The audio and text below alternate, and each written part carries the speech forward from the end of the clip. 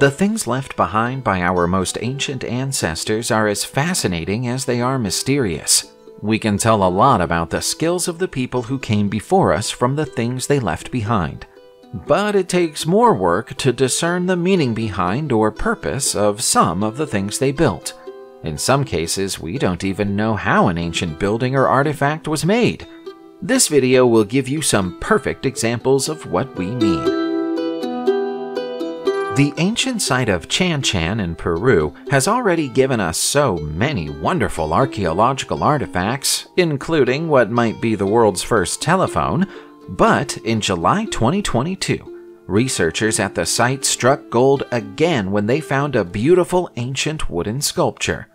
This was once the capital of the ancient Chimu Kingdom, which first appeared during the 9th century after the disappearance of the Mochi culture.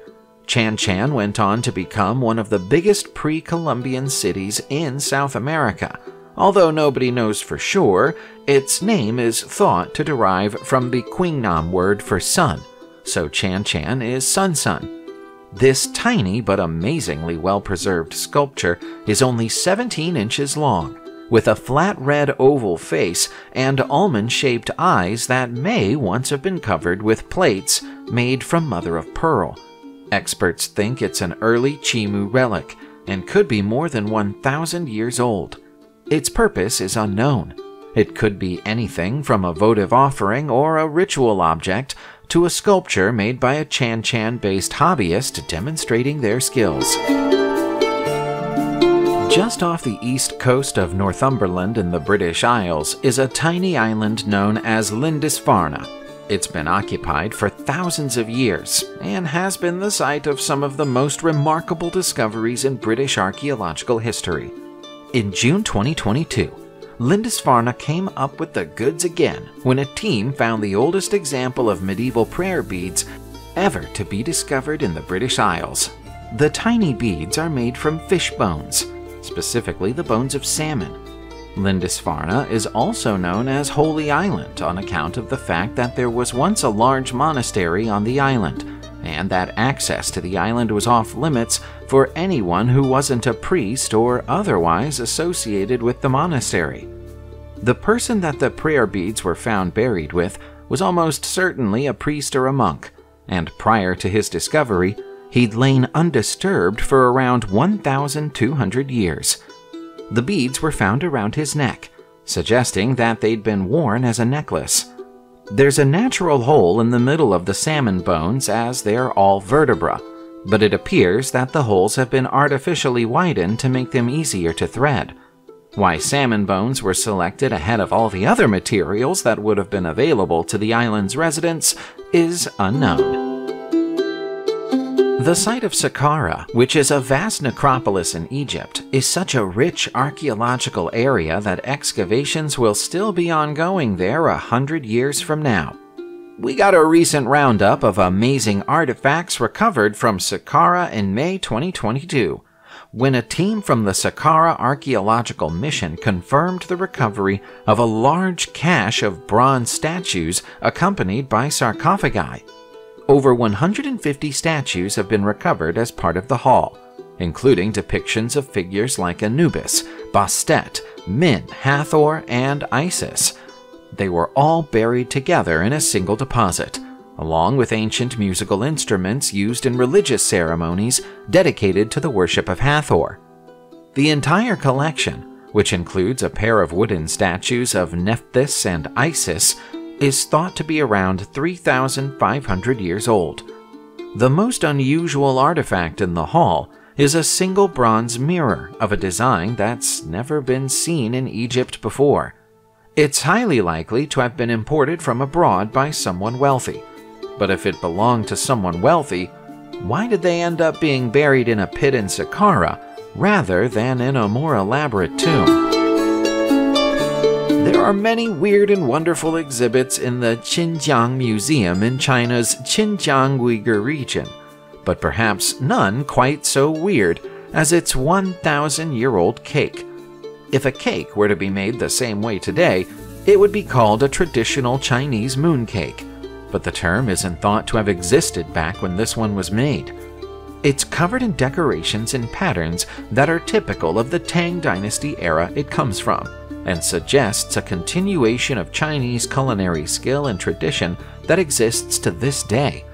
The cake was found 50 years ago inside the Astana Tombs cluster.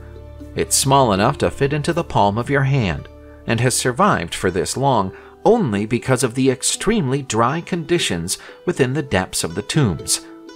It's made from wheat flour, with its design added by a mold. Similar floral patterns have been seen on artifacts from the Central Plains area created during the same era, suggesting a cultural connection spanning many miles. The precise recipe is unknown, because the cake is in such a delicate state that even attempting to take a tiny piece away to analyze it would damage the whole cake beyond repair. We might have missed out on an amazing collection of ancient Roman coins had it not been for the sharp eye and quick thinking of some Italian construction workers. The abandoned Cresoni Theater in the city of Como was in the middle of being demolished when a worker spotted something gold lurking in the corner of the basement. He turned off his machinery and went to inspect it by hand, and that's when he realized he was looking at an ancient jug. The demolition work had broken the side of the jar, which is a shame, but the damage led to gold coins spilling out across the floor. When experts were called and the jug was fully excavated, it was found to contain more than 300 coins stamped with references to Honorius, Antonio, and Livio Severo, all of whom are former Roman emperors, and allow us to say that the coins are a minimum of 2,500 years old. It seems that someone deliberately concealed them behind a wall in the basement, but never came back to collect them. Their loss is now archaeology's gain. In May 2022, the organization National Museums Scotland paid £1.8 million to acquire a beautiful silver casket. It's a stunning and unique artifact, but the fact that it's made of silver isn't what persuaded the organization to pay so much for it. Their motivation for acquiring it is that the casket is thought to have belonged to Mary, Queen of Scots. Historians think that they used it as a hiding place for her scandalous correspondence with the Earl of Bothwell. The relationship between the Queen and the Earl eventually became the pretext for Mary's forced abdication of the throne in 1567, after which she was imprisoned. The fact that the casket still exists at all is remarkable. It was made in Paris at the end of the 15th century, making it one of the few surviving examples of Renaissance-era French silversmithery. Most artifacts like this were melted down and sold in the 17th century by order of King Louis XIV, so he could finance his endless wars. The letters that were supposedly once inside this casket detailed an illicit affair between the Queen and the Earl, and made reference to a conspiracy to kill Lord Darnley, who was the Queen's husband at the time. Mary always insisted the letters were forgeries, and her son James VI had them destroyed in 1584. You don't have to be called Buffy to be a vampire slayer. All you need is this 19th century vampire slaying kit, which once belonged to Lord William Malcolm Haley. The British aristocrat's specialist tools were sold at auction in early July 2022. The unusual item eventually sold for just under £16,000, making more than 3 times its estimated price. While belief in vampires was common in the British Isles during the 17th and 18th centuries, that belief had tapered off by the 19th century. Nobody really knows why Lord Haley, who was once the administrator of British India and lived from 1872 to 1969, felt the need to have such a kit at his disposal during his lifetime. Included in the vampire slaying kit are a set of crucifixes, a wooden stake and mallet, brass candlesticks, a brass powder flask, rosary beads, a Gothic Bible, and a vial of allegedly holy water. All that's missing are a few cloves of garlic. It's unclear whether Lord Haley saw the kit as a curiosity or a vital tool for self-defense, but it's likely that the kit's new owner sees it in the former category. Let's take a moment to check out an unexpected Viking-era discovery. It's a solid gold ring that had somehow been mistaken for a piece of cheap costume jewelry until it was rediscovered in July 2022. The ring was bought as part of a box of jewelry in an online auction by Mary Ingelin Hekkestad of Norway, who knows a thing or two about history, and quickly realized that one of the rings in the box was unlike all the others. It's heavy, polished, and obviously made from real gold. Jewelry was worn as a symbol of status in Viking society. Based on the size and weight of this ring, it's likely to have been worn by an important man, perhaps even a Viking chief. Silver jewelry was more common than gold jewelry even among affluent Vikings, because gold was relatively scarce, so very few people wore it, and those who did only tended to do so on special occasions. Unfortunately, the fact that the ring found its way into a box of cheap jewelry means we'll never be able to find out where it came from. Without that information, it's hard to say how old it is. Our next discovery comes from July 2022, when archaeologists unearthed the tomb of an Egyptian commander who was laid to rest 2,600 years ago. The tomb has been described as unique even by Egyptian standards, and was found by a team of Czech archaeologists close to the Giza Plateau. The tomb contains an inscription, so we know the commander's name. He was called Wahibra Mehi Naif. What makes both his role and his tomb so unique is that rather than leading Egyptians, he led battalions of foreign mercenaries. Historians say this is one of the ancient world's first acts of genuine globalism. The tomb is square and made up of 2 tiers, 20 feet deep and measuring 45 feet by 45 feet. Even the commander's sarcophagus has an inner and outer section, with the outer section made of white limestone and the inner section made from basalt and carved into the shape of a human body. Unfortunately, it appears that the tomb was broken into around 1,000 years ago, and the mummified remains of the commander were stolen. We can only guess what tomb raiders wanted with a 1,600-year-old body.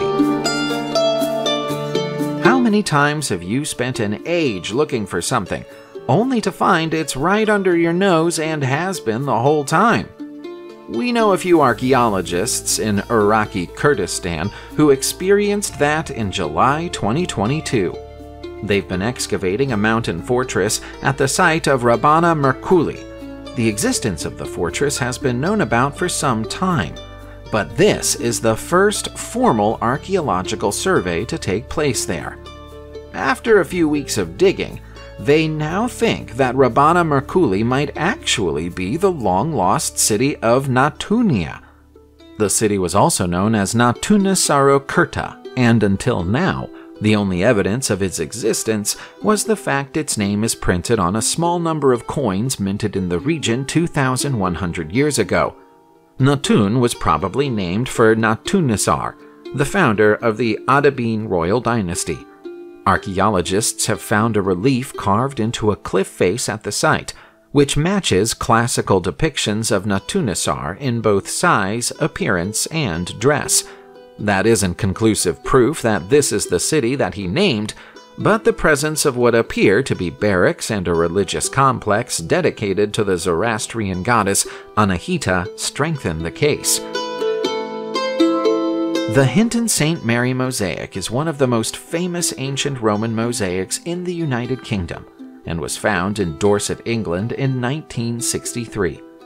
Given how famous and well-studied it is, it came as a great shock to everybody when a second mosaic was discovered at the same site in July 2022. The Roman history of the site can be traced back to the early 4th century, close to the end of the UK's Roman era. The famous mosaic once spanned the floors of 2 rooms of a building that once stood at the site, and is said to be a depiction of Jesus Christ, although there are many who believe it instead depicts Emperor Constantine I. The new mosaic has been found just over 100 feet from the first, and is a little less elaborate. It's made of black, red, and white tesserae, and has been damaged by plowing that's taken place over several centuries. At the same time, the team responsible for the discovery found kiln-fired bricks, roof tiles, animal bones, rings, and coins, all dating back to the 4th century, suggesting that this unknown Roman building might have been much bigger than anyone gave it credit for back in the 1960s. Making a new discovery inside an old one is a rare experience for archaeologists, but it does happen occasionally. Here's another example. It's a new piece of information about a world-famous ancient monument that we thought we already understood quite well. According to a new study that was published at the beginning of July 2022, the roof of the Palace of Palenque was once painted red. The palace, also known as El Palacio, sits at the center of what was once an important Maya city-state in what's now southern Mexico. The palace is the largest of the many ruins here, and would have served as the ceremonial heart of the city of Palenque. There are 12 rooms inside it, and in one of them, a team of scientists has detected red polychromy. The pigment is made from a mix of iron oxides and other unidentified minerals. Red pigmentation seems to have held a symbolic value or significance to the ancient Maya, but we don't understand what the significance might have been. Whatever it was, it means the Grand Palace was once a lot more colorful than it is now. Subscribe to the channel, turn on the notification bell, and enjoy watching new videos on my channel. Thanks for watching, and see you soon!